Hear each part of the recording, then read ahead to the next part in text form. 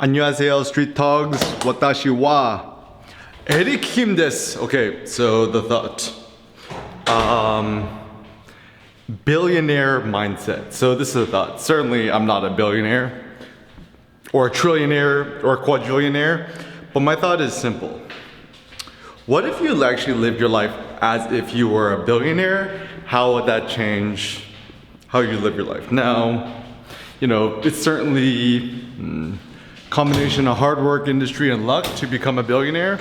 But I think the irony is no matter what, you could actually adopt the mindset of being a billionaire, even if you're not a real life bona fide billionaire. Now, why do I think this is important? I think this is important because... Hi, how's it going?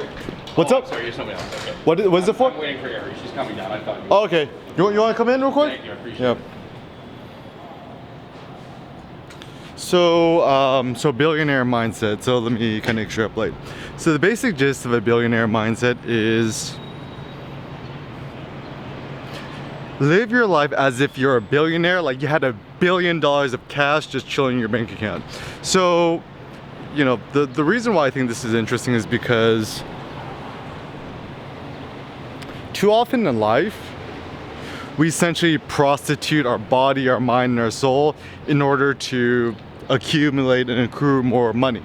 Now, obviously money is good. Money is good for paying rent, buying coffee, buying meat, stuff like that. But beyond that, having that much additional money doesn't actually have that much more positive utility. And especially if you live kind of this Spartan ascetic, kind of like Zen monk, Spartan lifestyle, once you can pay your rent and eat meat, having more additional money is not necessarily beneficial. And once you got your laptop and you got your camera and Wi-Fi, everything else, not that useful. So what are we to think about that? So if that is the case, then what it means is,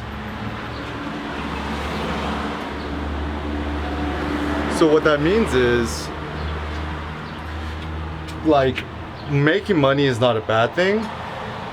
It's just don't do anything purely for money. Because, money is, if you treat money making like a game, that's totally fine too. And I think money is interesting because it's skin in the game, which means if people are willing to spend money for your services, it actually means, to me, money is kind of a form of trust. And if you think about the whole cryptocurrency thing, it's more about trust. And money is certainly just like a social tool to bond other humans with trust. So, if I pay you X amount of money, there's the trust or the promise or the hope that you're going to do services X, Y, and Z for me. And so money is more about kind of like social order. But anyways, so if you live like a billionaire, or assuming you're a billionaire, that means you actually just pursue whatever you like in life without, concern for money. Now, for example, I was talking to my friend Sebastian. Shout out to my friend Sebastian Calvo. And he said it's interesting. It's like, if you just became a billionaire tomorrow, what would you do?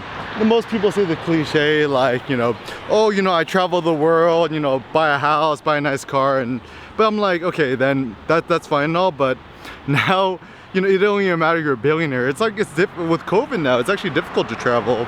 And so even one thing I've been philosophizing about is, let's say you're a billionaire or whatever, but you cannot travel because of COVID. And it don't matter how rich you is, your health is still gonna reign supreme, because it don't matter how many Lambos and Rolls Royces you got, as long as you're scared for your health, your family, your friends, yourself, all that extra money ain't gonna do you much good. But anyways, so let's do a thought experiment. So let's say you're a billionaire.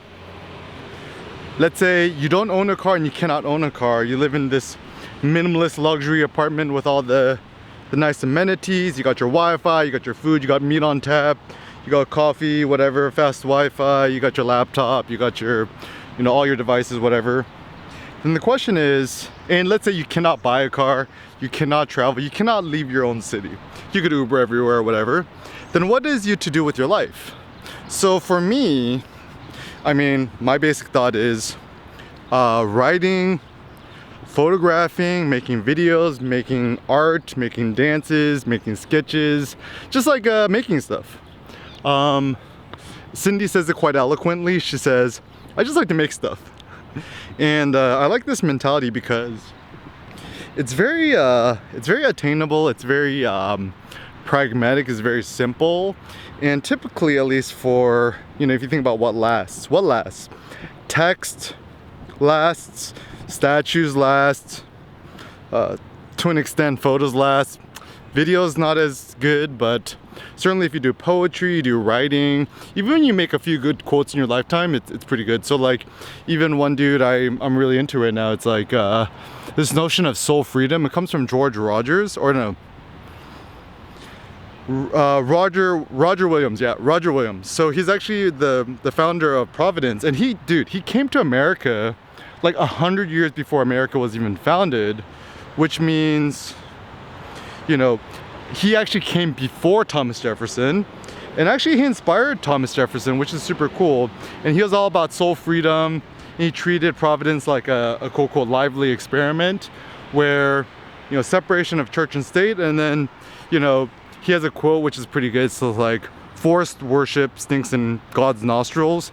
And also, you know, talk something about like I was reading the Wikipedia on Roger Williams, and effectively he says something like, I mean, I might be misquoting, but you know, if you mix church and state too much, it's kind of like a rape of the soul or something like that. But anyways, so it was interesting to me because, you know, here's a dude who was extremely radical at the time. He inspired Thomas Jefferson. He actually, like a park ranger actually told me here at the park, was like,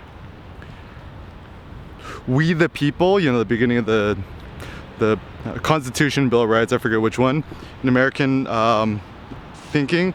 So Thomas Jefferson actually read the works of Roger Williams, was inspired by him. And so the basic idea is that we the people, you know, me, you, and people, it's actually from the power of the people, not the government, not God, not the state, is the ones who are in power. And it's interesting because I'm starting to think more about politics, where power is derived from the people, and then if we truly do believe that America is a democracy, demos means the people, like all the people. And I think in a pure democracy, one vote equals one vote. So the ancient Athenians kind of believe that way. Now with America, with all these lobbying groups, it's kind of a little bit befuddled, but I think America is still the least bad democracy which exists on planet Earth at the moment. So all things considered, I still prefer American government the best. Even though it's not perfect, there's never going to be such thing as a perfect government. But I will certainly say with strong confidence, I think American values and liberties and stuff like that is probably the least bad system we got. And also checks and balances is pretty good, because no president, no state, Congress, whatever, could actually accumulate that much power. And then because there's limited reigns or limited terms, like, the good thing is the system is set up in such a way that, like, even one bad apple can't really spoil the bunch. I mean, at worst, you're kind of stuck with a bad president for eight years, 2 terms for, I think so.